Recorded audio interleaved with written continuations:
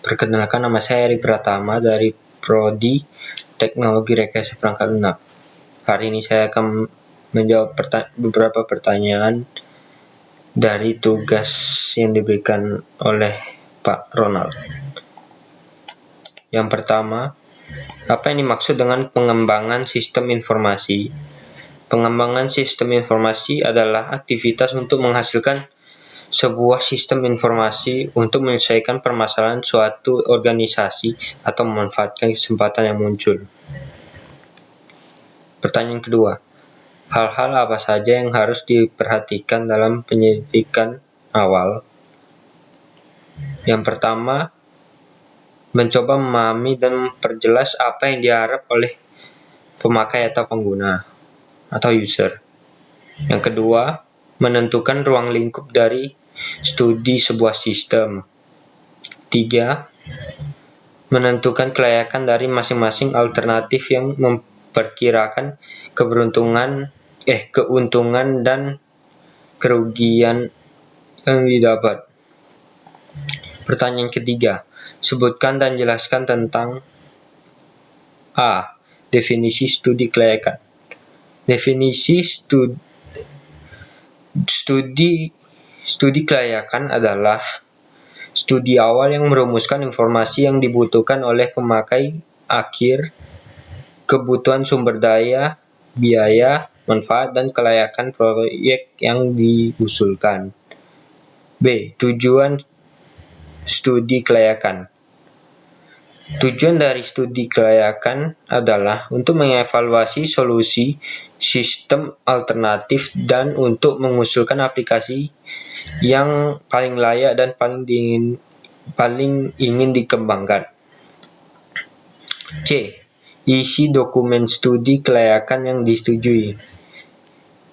Isi dokumen studi kelayakan yang disetujui diantaranya adalah yang pertama, terdapat deskripsi proyek. Deskripsi proyek. Dalam deskripsi proyek dijelaskan secara rinci tentang proyek yang akan dikembangkan, termasuk dari tujuan pengembangan, kebutuhan bisnis yang ingin dipenuhi, serta dampak yang diharapkan. Yang kedua, terdapat analisis pasar. Bagian ini akan menjelaskan tentang potensi pasar dari sistem informasi yang akan dikembangkan. Yang ketiga adalah analisis teknis. Analisis teknis menjelaskan tentang teknologi yang akan digunakan dalam sistem informasi yang akan dikembangkan. Yang keempat, analisis finansial. Bagian ini menjelaskan tentang biaya yang akan dikeluarkan dalam pengembangan sistem informasi tersebut. Yang kelima, terdapat analisis manajemen. Analisis manajemen menjelaskan tentang rencana manajemen proyek yang akan dilakukan dalam pengembangan sistem informasi. Yang keenam adalah kesimpulan. Pada bagian ini dijelaskan tentang kesimpulan dari analisis yang telah dilakukan, apakah pengembangan sistem informasi tersebut layak atau tidak untuk dilakukan. D. Langkah-langkah dalam studi kelayakan.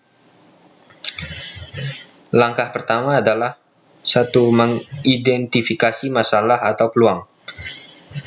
Yang kedua, analisis kebutuhan. Yang ketiga, penentuan alternatif solusi. Yang keempat, evaluasi alternatif solusi. Yang kelima, penyusunan laporan studi kelayakan. Pertanyaan keempat, sebutkan dan jelaskan beberapa kriteria evaluasi terhadap sistem. Yang pertama adalah efektivitas sistem. Adalah kemampuan sistem untuk mencapai tujuan yang telah ditetapkan dengan efisien. Yang kedua, efisiensi sistem. Adalah kemampuan sistem untuk melakukan tugas-tugas dengan cepat dan akurat. Ketiga, keterandalan. Adalah kemampuan sistem untuk bekerja tanpa gangguan atau kesalahan. atau error. Yang keempat, keamanan sistem adalah kemampuan sistem untuk melindungi data dan informasi dari akses yang tidak sah atau tidak terotorisasi. Kelima, ketersediaan sistem adalah kemampuan sistem untuk tersedia pada saat dibutuhkan. 6. Skalabilitas. Skalabilitas sistem adalah kemampuan sistem untuk mengatasi beban kerja yang akan semakin meningkat. 7. Kemudahan penggunaan. Kemudahan penggunaan adalah kemampuan sistem untuk mudah digunakan oleh pengguna atau user. 8. Kemampuan adaptasi. Kemampuan adaptasi adalah kemampuan sistem untuk beradaptasi dengan perubahan lingkungan bisnis atau teknologi yang akan mendatang. Pertanyaan kelima, apa yang dimaksud dengan sistem desain? Sistem desain adalah proses perancangan struktur atau arsitektur sistem yang terdiri dari elemen-elemen yang saling terkait dan berinteraksi untuk mencapai tujuan yang telah ditetapkan. B. Desain input. Desain input adalah proses merancang format, tata letak, dan metode untuk memasukkan data ke dalam sistem. C. Desain output. Desain output adalah proses merancang tampilan, format, dan metode penyajian data dan informasi yang telah dikelola oleh sistem kepada pengguna. D. Desain database. Desain database adalah proses merancang struktur dan tata letak database yang akan digunakan pada suatu sistem informasi. E. Desain kode dan pengkodean atau pengkodean. Desain pengkodean adalah proses menulis kode atau skrip yang diperlukan untuk membangun sistem atau aplikasi. Pertanyaan ke-6. Sebutkan dan jelaskan model pengembangan sistem. Pengembangan sistem adalah pendekatan atau kerangka kerja yang digunakan untuk mengembangkan sistem. Ada beberapa model dari model pengembangan sistem, yaitu 1. Waterfall model. Waterfall model adalah model pengembangan sistem linear dan sekuensial yang terdiri dari beberapa tahapan yang saling tergantung dan tidak dapat dimulai sampai tahap sebelumnya selesai. Yang kedua, model spiral. Model spiral adalah model pengembangan sistem yang berputar-putar atau berulang yang menggabungkan elemen dari model waterfall dan model prototyping. 3. Model iteratif. Model iteratif melibatkan serangkaian iterasi atau siklus pengembangan sistem, di mana setiap iterasi melibatkan pengembangan inkremental dari fitur atau fungsi baru. 4. Model prototyping. Prototyping model adalah model yang melibatkan pembuatan prototipe sebuah sistem yang dirancang untuk membantu pengguna untuk memahami dan mengevaluasi kebutuhan dan persyaratan sistem. 5. Model agile.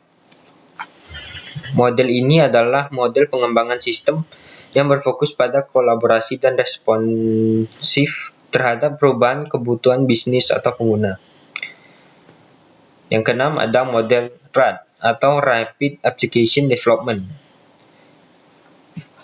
Model RAD adalah pengembangan sistem yang berfokus pada pengembangan sistem dalam waktu singkat dengan menggabungkan prototyping, iterasi, dan penggunaan alat-alat pengembangan yang cepat dan efektif.